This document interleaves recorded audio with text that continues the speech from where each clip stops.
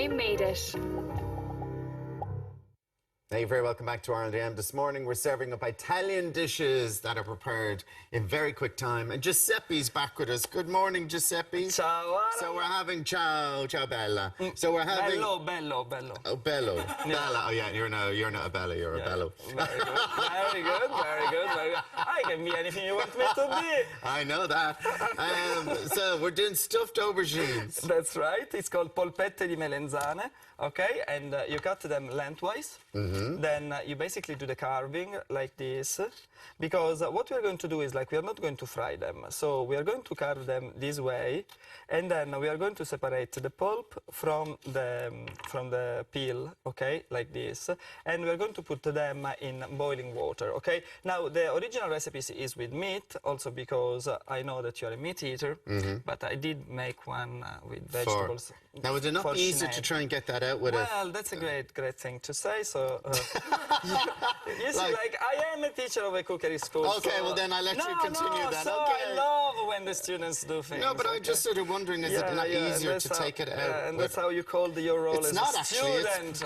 It's not actually easier to do. It is. You look very cute when you're clumsy, but you see and can you see how it comes very easily? And it's better if you carve it quite well, because this way you don't need to cook it too much, because the peel is going to be quite thin. Okay? Yeah. Then what you do is you put everything in boiling water, both the peel and the pulp, and you don't have to cook them too much because they're going into the oven. Okay. So how long would you leave it in there for? 10 minutes more or less. Now it depends on the size of the aubergine more or less, but then this is what you get basically, because we're very fast. We already did everything, And so you have this. This is after being in there for about 10 minutes. So now you can strain that and put it there, because you love doing things.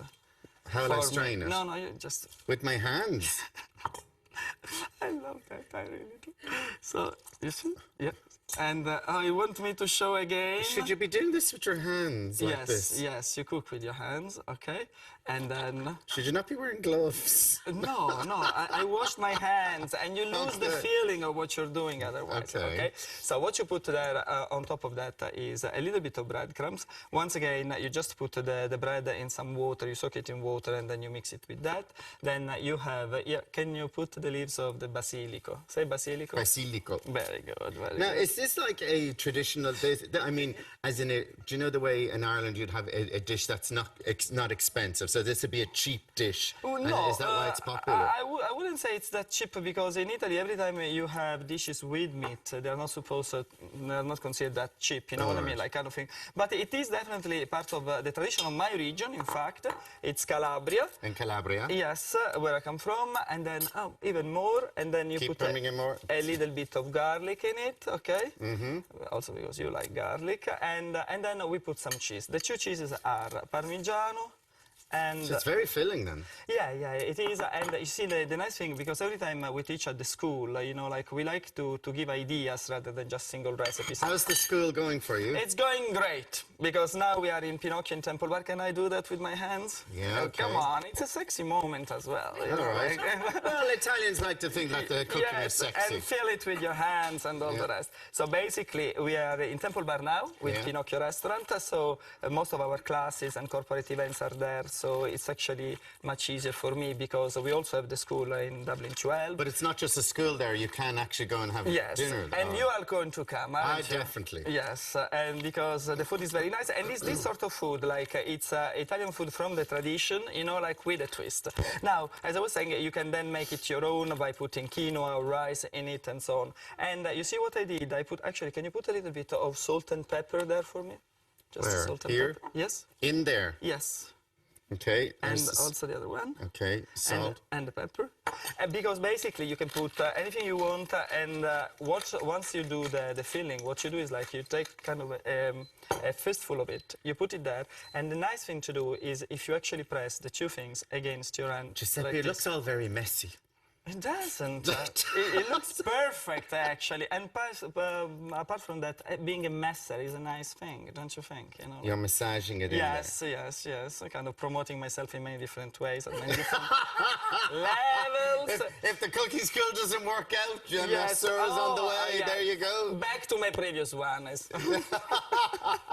And then basically what you put on top is just some cheese, you know, like, and some mozzarella. I'd actually say these are quite filling. Yeah. Oh, yeah. Yeah, and it's a nice full meal. It's a meal in itself, Yeah. and then you put it in the oven. Obviously, as you know, we have already one done for you. So how long does it go in the oven well, for? Well, basically, what so you do that's is it like, there before it goes into the oven. Yes, so you've already put it into the hot water. So this goes in now. So is it just browning basically, it? as soon as it browns and the meat cooks, that's another 15-20 minutes probably in the oven at 180 to 200 degrees, and it's cooked. And in fact, they're even nicer the day after, this sort of food, because all the flavors come together. I was used to go to the fridge when my mother was making them and eat them the day after, okay? So now Is this the one with the mince? This is the one with the mince, but I have a vegetarian one in case a vegetarian beautiful girl wants to join us. Okay, In case so of a beautiful I don't know who that would be. I don't know.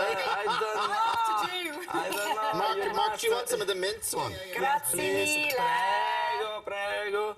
So we cut them up here. Yeah, yes. We have to squeeze in more. Sorry, And here we go. this is the sort of food you have in the restaurant, in the sense that we like when there are recipes of... Oh, you're not eating the pill?